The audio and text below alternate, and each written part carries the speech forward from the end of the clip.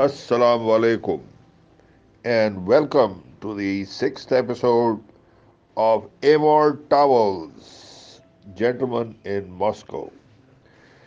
So, courtesy TCS Octara WebMall Plus and the Readers Club. So, in this episode, we have a very interesting take on the Russian railways and the way the Bolsheviks operated. So, Nina, as we mentioned earlier in the earlier episodes, has been tutored by the Count on the graces and the rules, as it were, of being a princess. And now Nina is making it possible for the Count to spend his entire life in the hotel to which he has been consigned by the Bolshevik committee by taking him on a guided tour of the hotel. So, having covered the basement and the lower floors, she is now taking him on a tour of the suites. But on this occasion, she is taking him to the ballroom, to the balcony of the ballroom, which he is not very keen on visiting. Because वो पहले बार एक गया था तो वहाँ छुपने वो ball room में एक्टिविटी हो रही होती है. There are meetings and the Bolsheviks are getting up to all kinds of discussions and debates. So they have to hide behind the balustrades, the balconies. So अब ये तो छोटी सी है, 9 साल उम्र है इसकी. It's not a problem for her. But he's 6 feet 3 inches tall. And the last time she'd taken him on such a tour, he had torn his pants and developed a terrible crick in his neck. So वो से कहती है, oh, come along. I'd rather not. Don't be such a fuddy-duddy. I'm not a fuddy-duddy. Can you be so sure? A man can never be entirely sure that he is not a fuddy-duddy. That is axiomatic to the term. Exactly, Nina says. So she's very smart here, very quick on the uptake, and no doubt would make a great debater as and when she grew up. In this manner, Nina coerced the Count to join her on one of her favorite excursions, spying from the balcony of the ballroom. The Count was reluctant to accompany Nina on this particular journey for two reasons. First, the ballroom's balcony was narrow and dusty, and to stay out of sight, one was forced to remain hunched behind the balustrade, a decidedly uncomfortable position for a grown man over 6 feet tall. The last time the Count had accompanied Nina to the balcony, he had torn the seam of his pants, and it took 3 days for him to lose the crick in his neck. But second, this afternoon's gathering was almost certain to be another assembly. Over the course of the summer, the assemblies had been occurring at the hotel with increasing frequency. At various times of day, small groups of men would come barreling through the lobby, already gesticulating, interrupting, and eager to make their points. In the ballroom, they would join their brethren, milling shoulder to shoulder, every other one of them puffing on a cigarette. As best as the Count could determine, the Bolsheviks assembled whenever possible, in whichever form, for whatever reason. In a single week, there might be committees, caucuses, colloquiums, congresses, and conventions, variously coming together to establish codes, set courses of action, levy complaints, and generally clamor about the world's oldest problems in its newest nomenclatures. Newest nomenclatures. If the Count was reluctant to observe these gatherings, it was not because he found the ideological leanings of the attendees distasteful. He would no sooner have crouched behind a balustrade to watch Cicero debating Catiline, or Hamlet debating himself. No, it was not a matter of ideology. Simply put, the Count found political discourse of any persuasion to be tedious. Aren't we discovering that? But then, wasn't that exactly what a fuddy-duddy would argue? The Count thought to himself. Well, needless to say, the Count followed Nina up the stairs to the second floor. Having skirted the entrance to the Boarsky and ensured the coast was clear, they used Nina's key to open the unmarked door to the balcony. Down below, 100 men were already in their chairs, and another 100 were conferring in the aisles as three impressive fellows took their seats behind a long wooden table on the dais. Which is to say, the assembly had nearly assembled. As this was the 2nd of August, and there had already been two assemblies earlier that day, the temperature in the ballroom was 91 degrees. Nina skirted out behind the balustrade on her hands and knees. When the Count bent over to do the same, the seam in the back of his pants gave way again. "Mary," he muttered. "Shh," said Nina. The first time the Count had joined Nina on the balcony, he couldn't help but feel some astonishment at how profoundly the life of the ballroom had changed. Not 10 years before, all of Moscow society would have been gathered in their finery under the grand chandeliers to dance the mazurka and toast the Tsar. But after witnessing a few of the assemblies, the Count had come to an even more astonishing conclusion, that despite the revolution, the room had barely changed at all. At that very moment, for example, two young men were coming through the doors looking game for the fray. But before exchanging a word with a soul, they crossed the room in order to pay their respects to an old man seated by the wall. Presumably, this elder had taken part in the 1905 revolution, or penned a pamphlet in 1880, or died with Karl Marx back in 1852. Whatever his claim to eminence, the old revolutionary acknowledged the deference of the two young Bolsheviks with a self-assured nod of the head, all the while sitting in the very chair from which the Grand Duchess Anapova had received the greetings of dutiful young princes at her annual Easter ball. The more things change, the more they stay the same. Oh, consider the charming-looking chap who, in the manner of Prince Tetrakov, was now touring the room, shaking hands and patting backs.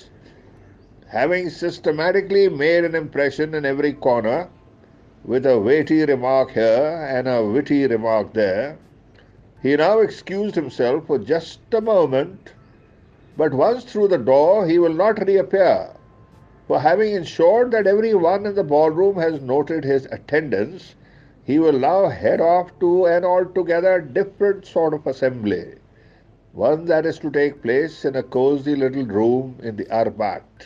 Now, well, whatever. Later, no doubt, some dashing young Turk who is rumored to have Lenin's ear will make a point of arriving when the business of the evening is nearly done, just as Captain Radyanka had when he had the ear of the Tsar, thus exhibiting his indifference to the smaller conventions of etiquette, while reinforcing his reputation as a man with so much to attend and so little time to attend to it. Of course, there is now more canvas than cashmere in the room, more grey than gold. But is the patch on the elbow really that much different from the epaulet on the shoulder? Aren't those workday caps donned like the bicorne and shako before them in order to strike a particular note?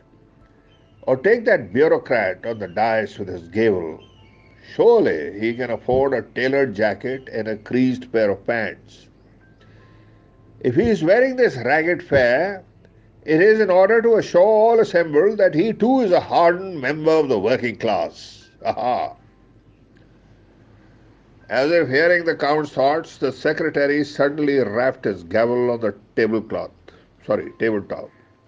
calling to order the second meeting of the first Congress of the Moscow branch of the All-Russian Union of Railway Workers. The doors were closed, seats were taken, Nina held her breath, and the assembly was underway. In the first 15 minutes, 6 different administrative matters were raised and dispensed with in quick succession, leading one to imagine that this particular assembly might actually be concluded before one's back gave out. But next on the docket was a subject that proved more contentious. It was a proposal to amend the union's charter, or more precisely, the seventh sentence of the second paragraph, which the secretary now read in full. Here indeed was a formidable sentence, one that was on intimate terms with the comma and that held the period, the full stop, in healthy disregard. For its apparent purpose was to catalogue without fear or hesitation every single virtue of the Union, including but not limited to its unwavering shoulders, its undaunted steps, the clanging of its hammers in summer, the shoveling of its coal in winter, and the hopeful sound of its whistles in the night. But in the concluding phrases of this impressive sentence, at the very culmination, as it were, was the observation that through their tireless efforts, the railway workers of Russia facilitate communication and trade across the provinces. After all the build-up, it was a bit of an anticlimax, conceded the Count. But the objection being raised was not due to the phrase's overall lack of verve. Rather, it was due to the word facilitate. Specifically, the verb had been accused of being so tepid and prim that it failed to do justice to the labours of the men in the room. "We're not helping a lady put on her jacket," someone shouted from the rear. "Or painting her nails. Hear, hear." Well, fair enough. But what verb would be better express the work of the Union?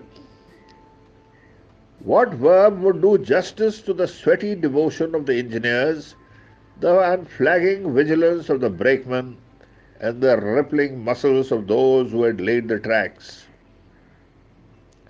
A flurry of proposals came from the floor. To spur, to propel, to empower. The merits and limitations of each of these alternatives were hotly debated. There were three-pronged arguments counted out on fingertips, rhetorical questions, emotional summations, and back-row catcalls punctuated by the banging of the gavel, as the ambient temperature of the balcony rose to 96 degrees. Then, just as the Count began to sense some risk of riot, a suggestion came from a shy-looking lad in the 10th row that perhaps to facilitate could be replaced with to enable and ensure. This pairing, the lad explained, while his cheeks grew red as a raspberry, might encompass not only the laying of rails and the manning of engines, but the ongoing maintenance of the system. Yes, that's it. Laying, manning, and maintenance to enable and ensure. With hearty applause from every corner, the lad's proposal seemed to be barreling toward adoption as quickly and dependably as one of the Union's locomotives barrels across the steppe or step. But just as it was nearing its terminus, a rather scrawny fellow in the second row stood up. Such a wisp of a man was he that one wondered how he had secured a position in the Union in the first place. Once he had the attention of the room, this back-office clerk or accountant, this all-Russian pusher of pencils, asserted in a voice as tepid and prim as the word facilitate, "Poetic concession demands the avoidance of a pair of words when a single word will suffice." What's that? What did he say? Several stood up with the intention of grabbing him by the collar and dragging him from the room. But before they could get their hands on him, a burly fellow in the 5th row spoke without rising to his feet. "With all due respect to poetic concession, the male of the species was endowed with a pair when a single might have sufficed. Thunderous applause followed. I don't need to elaborate on that. The resolution to replace facilitate with enable and ensure was adopted by a unanimous show of hands and a universal stomping of feet, while in the balcony a private acknowledgement was made that perhaps political discourse wasn't always so dull after all. At the conclusion of the assembly, when the Count and Nina had crawled off the balcony and back into the hallway, the Count felt quite pleased with himself. He felt pleased with his little parallels between the respect payers, backpatters, and latecomers of the present and those of the past. He also had a whole host of entertaining alternatives to the phrase enable and ensure, ranging from bustle and trundle to carom and careen. And when Nina inevitably asked what he thought of the day's debate, he was going to reply that it was positively Shakespearean. Shakespearean, that is, in the manner of Dogberry in Much Ado About Nothing. Much ado about nothing, indeed, or so the Count intended to quip. But by a stroke of luck, he didn't get the chance. For when Nina asked what he thought of the assembly, unable to wait even a moment for his impressions, she barreled ahead with her own. Wasn't that fascinating? Wasn't it fantastic? Have you ever been on a train? The train is my preferred means of travel, said the Count, somewhat startled. She nodded enthusiastically. Mine as well. And when you have travelled by train, have you watched the landscape rolling past the windows and listened to the conversations of your fellow passengers and drifted off to the clacking of the wheels? I have done all of those things. Exactly. But have you ever, for even one moment, considered how the coal finds its way into the locomotive's engine? Have you considered, in the middle of a forest or on a rocky slope, how the tracks came to be there in the first place? The Count paused, considered, imagined, and admitted. Never. She gave him a knowing look. Isn't it astounding? And when seen in that light, who could disagree? तो भाई ये नीना साहिबा ने count को जो है एक ऐसी ज़बरदस्त महफिल में ले जाके उसके दिमाग के रोशनदान जो है वो अच्छी तरह खोल दिए और काउंट साहब जो हैं अब वो he is no longer thinking about how he's going to spend an eternity as it were, a lifetime definitely jailed in this opulent hotel. Acha, there is no restriction on his physical movement. It's just that his place of residence is now that very small cell, smaller than perhaps the cell that Nelson Mandela once occupied. Of course, he was there many years before Nelson Mandela.